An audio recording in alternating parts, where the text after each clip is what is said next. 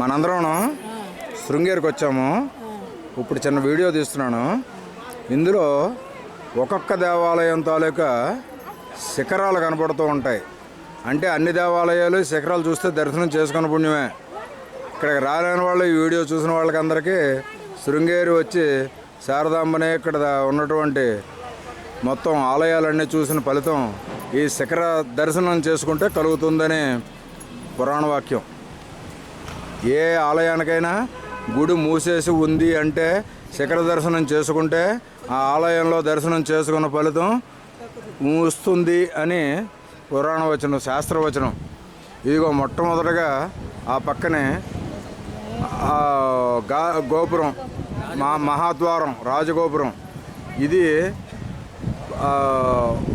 దశావతారాలు, అష్టలక్ష్ములు, ఇంకా ద్వాదశ జ్యోతిర్లింగాలు లాగా మొత్తం అన్నీ కలిపి ఒక స్తూపంలో పెట్టి చేశారు. ఇది తోరణ గణపతి శిఖరము. తోరణ గణపతి అంటే ఇక్కడ సింహద్వారం పైన, ద్వారం పైన, గడప పైన ఉంటాడు స్వామి. ఇది విద్యాతీర్థ అభినవ విద్యాతీర్థ గురువుగారు ఈ తురుష్కుల కాలంలో తురుష్కుల బారిని రాకుండా గణపతిని బొమ్మ గీసినందువల్ల స్తంభ గణపతి అని, తోరణ గణపతి అని ఆయన ఈ క్షేత్రాన్ని రక్షించారు తురుష్కుల బారి పడకుండా.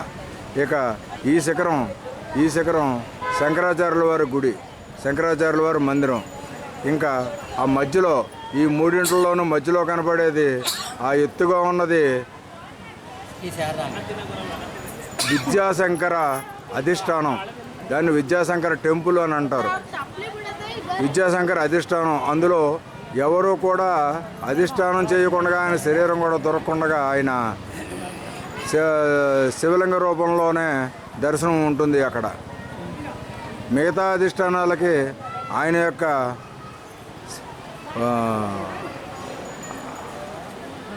ప్రాణోత్క్రమణ తర్వాత, శివైక్యం పొందిన తర్వాత ఆ శరీరాన్ని అక్కడ భూస్థాపితం చేసిన తర్వాత పైన శివలింగాన్ని ప్రతిష్ఠిస్తారు. ఇక్కడ అలా కాదు.